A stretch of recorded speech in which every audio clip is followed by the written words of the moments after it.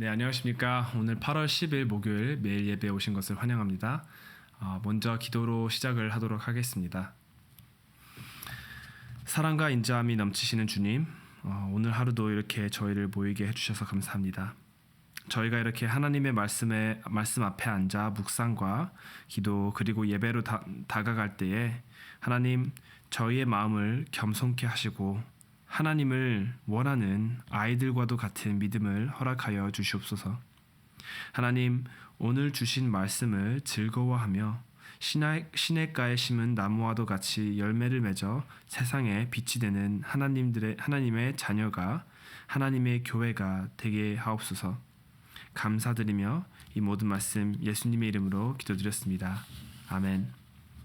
네, 오늘 부를 찬양은 새 찬송가 323장 부름받아 나선 이 몸 부르도록 하겠습니다.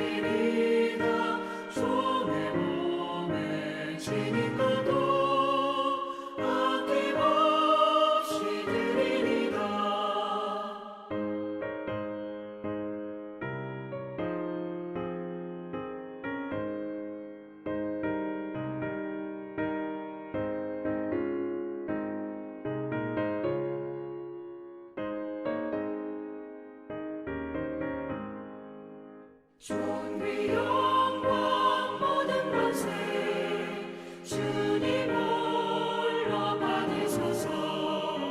멸시천대 십자가는 제가 지고 가오리다. 이름 없이 빛도 없이 감사하며 섬기리다. 이름 없이 감사하며 섬기리다. 아멘.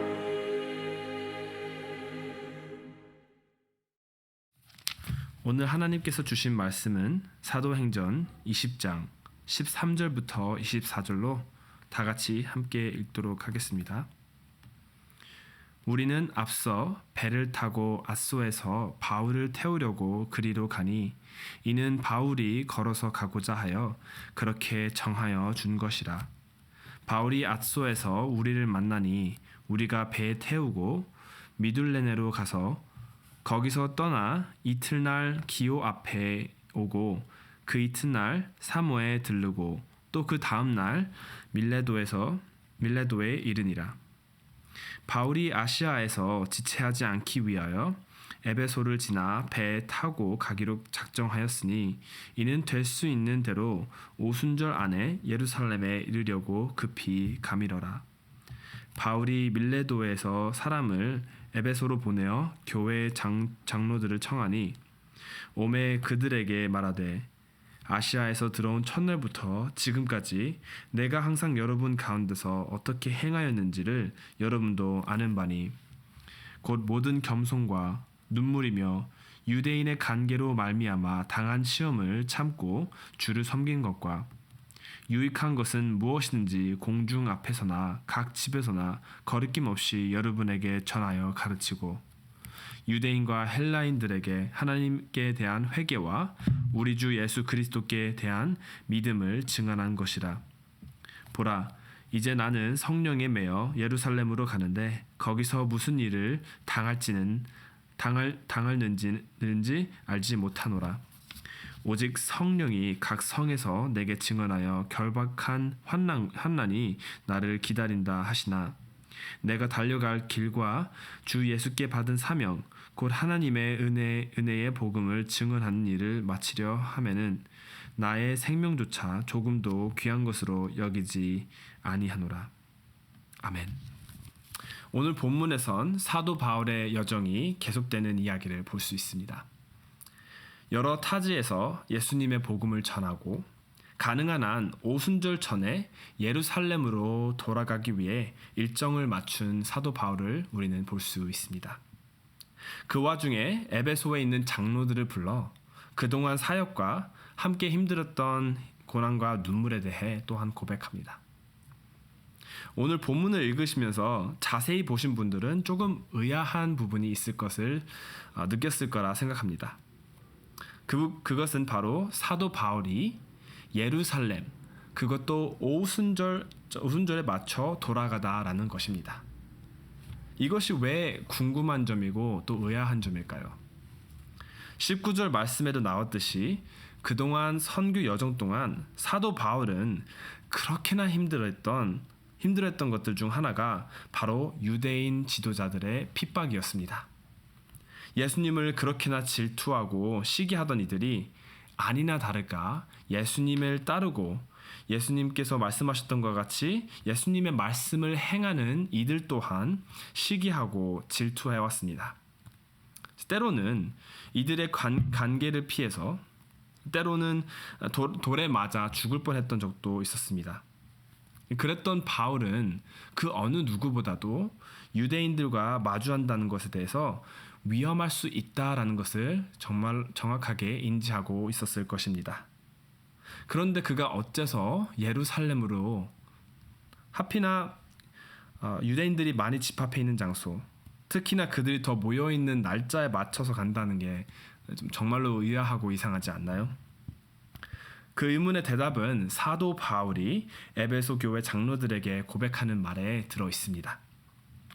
22절 사도 바울이 말하기로는 그는 성령에 매여 그곳에 가고 이렇게 말을 하였습니다.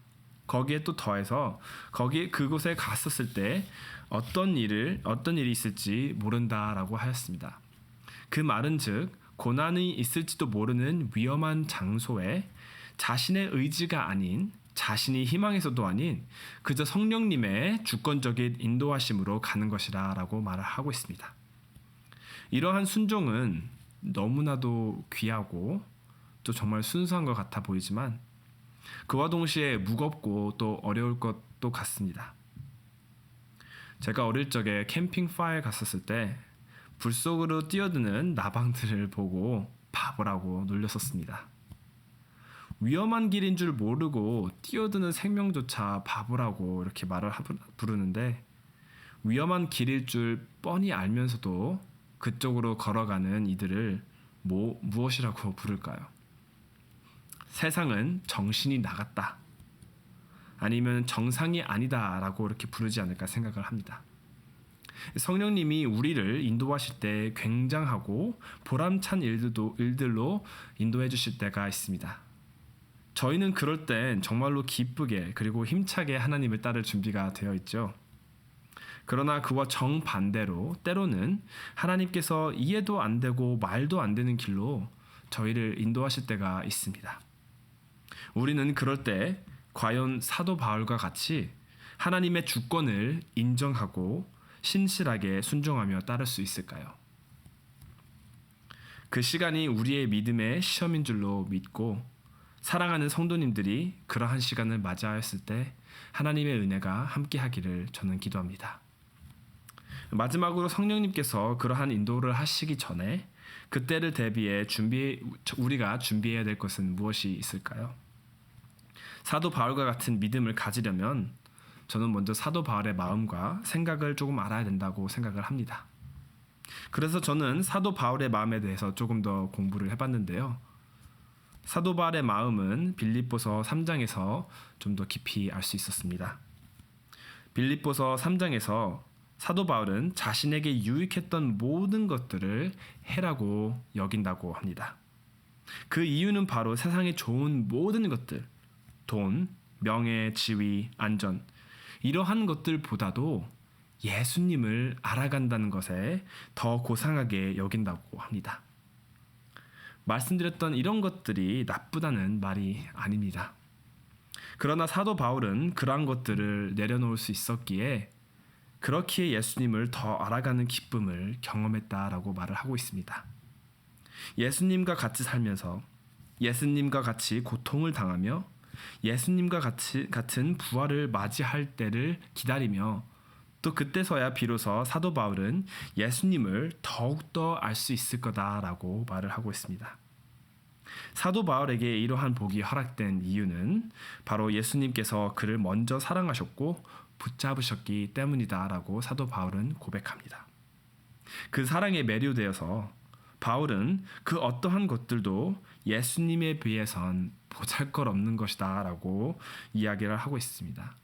오늘 본문 마지막 절 23절에서 말했던 것 같이 자기 자신의 삶조차 예수님을 위해서라면은 보잘것없다라고 이렇게 말을 하고 있습니다. 이처럼 성향이 크게 바뀐 사도 바울은 단순히 성령이 인도하셨을 때 단순히 하기 싫은데 해야지 뭐 이러한 반응이 아니고 힘들겠지만 이 고난 끝엔 예수님을 더 알게 될 수 있는 상이 기다리겠지라며 정말로 크게 바뀐 걸로 기억을 하고 바뀐 걸로 저희가 볼 수 있는데요. 옛날의 사도 바울은 어땠을까요? 옛날의 사도 바울은 오직 자기 자신을 위해서 자기 자신이 맞다라는 것만을 굳게 믿고 그리스도인들을 핍박하지 않았나요? 그러나 이제는 자기 자신을 위해서가 아닌 오히려 정반대로 예수님을 위해서 하나님의 나라를 위해서 자기 자신조차 버릴 수 있는 사람으로 그러한 성향으로 바뀌게 되었습니다. 이렇게 성향이 바뀌는 이유는 말씀드렸듯이 그 끝에 예수님을 더 알게 되는 더 귀중하고 더 고귀한 그러한 상이 있다는 것을 알기 때문에 그렇게 자기 자신을 버릴 수 있었습니다. 제가 고등학교 교사를 하기 전에 초등학교 교사로서 잠깐 일을 했던 적이 있었습니다. 이제 교사들 사이에선 3학년 때부터 아이들이 문제를 일으키고 말도 안 듣고 공부도 안 하는 시기다라고 말을 자주 합니다. 그렇기 때문에 3학년에 교사가 비면은 모두들 맡기를 좀 꺼려 했는데요. 어떻게 하다 보니까 제가 그 반에 투입이 되었습니다. 아니나 다를까 저 같은 초보 교사가 다루기에는 힘든 아이들이었습니다. 근데 그 중에서도 가장 기억에 남는 아이가 한 명 있는데요. 말도 안 듣고 절 무시하기도 하고 다른 아이들과도 잘 지내지 못하는 걸로 기억을 하고 있었습니다. 그저 자기가 원하는 대로 행동을 하고 누가 뭐라든 상관치 않는 아이. 그런 그 아이가 딱 하루 완전히 반대되는 성향을 띄었는데요. 처음 문턱에 들어오면서부터 심상치 않았습니다. 그 아이 머리에는 헬멧이, 발에는 부츠를, 그리고 겉옷 또한 큰 빨간색 바탕에 노란색 줄무늬를 띤 옷을 입고 등장을 했습니다. 머리부터 발끝까지 자신은 소방관이다라고 말하는 듯한 옷을 입고 등장했고요. 그때까지 한 번도 하지 않았던 인사를 하면서 싱글벙글거리며 들어오더라고요. 평소엔 말썽을 피울 시간에 앞서서 다른 아이들에게 조용히 하라고 이야기를 하고 도움이 필요하냐면서 옆자리 여자아이에게는 상냥하기까지 하더라고요. 나중에 알고 보니까 그날은 소방관들이 직접 와서 소방훈련 및 체험 시간을 가지는 날이었는데 그 소방관 중 한 명이 바로 이 말썽꾸러기 아이의 아버지였습니다. 그날만큼은 사랑하는 아버지가 너무나 자랑스러웠고 또 아버지한테 칭찬을 받기 위해서 또한 아버지처럼 늠름하게 행동을 하고 싶어 했던 것으로 기억이 납니다. 그 아이에게 있어서는 아버지는 거의 세상의 전부였던 것 같네요. 자기 자신이 원했던 삶을 사는 게 아니고 아버지의 삶을 사는 것으로 보였는데요. 사도 바울의 믿음은 이러하지 않을까 생각을 합니다.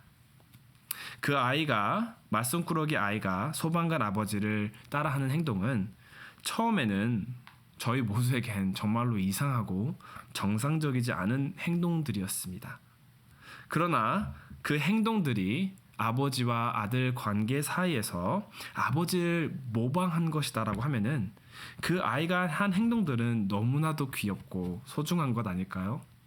또한 그 아이가 했던 그 모든 행동들이 아버지의 성향을 보여주는 것 또한 아닐까요? 이와 같이 사도 바울이 성령님의 주권을 인정하고 따르는 데 있어서 단순히 그냥 따라야겠다라면서 불평하면서 따르는 것이 아닌 예수님과의 관계 안에서 예수님을 모방하면서 예수님을 따라가면서 예수님과 같이 행동할 수 있는 것에 대해서 기쁘게 생각하며 또 그로 인해서 예수님을 더 알아간다는 거에서 기쁨을 느끼며 그 끝에는 예수님을 조금 더 알아간다라는 그런 소망과 희망으로 성령님의 말씀을 그리고 인도를 따랐습니다. 성령님이 이끌어 주시지만 그것을 기쁘게 받아들일 수 있는 비결은 바로 이러한 것인 것 같습니다. 예수님의 사랑을 알고 예수님이 너무 자랑스러워 예수님과 같이 행동하며 또 그로 인해 예수님을 알아가는 것. 그 길이 험난할지라도 그 길을 걸어감으로써 예수님을 더욱더 깊이 알게 된다면 그 끝엔 기쁨만이 있을 줄로 믿습니다. 기도하겠습니다. 하나님 아버지, 저희를 사랑해 주셔서 감사합니다. 저희에게 예수님을 더욱더 알 수 있는 복을 주셔서 감사합니다. 저희로 인해 세상이 아버지의 사랑을 알 수 있게 해주셔서 하나님 아버지 감사합니다. 저희를 사랑해 주셔서 감사합니다. 저희에게 예수님을 더욱더 알 수 있는 복을 주셔서 감사합니다. 저희로 인해 세상이 아버지의 사랑을 알 수 있게 해주셔서 모든 것은 하나님의 은혜인 줄로 믿습니다. 주신 은혜를 잊지 않으며 성령님이 어디로 이끌어 주시던지 사명을 잘 감당하며 그 끝엔 예수님을 더욱더 알게 되는 기쁨을 허락하여 주시옵소서. 감사드리며 이 모든 말씀 예수님의 이름으로 기도드렸습니다. 아멘.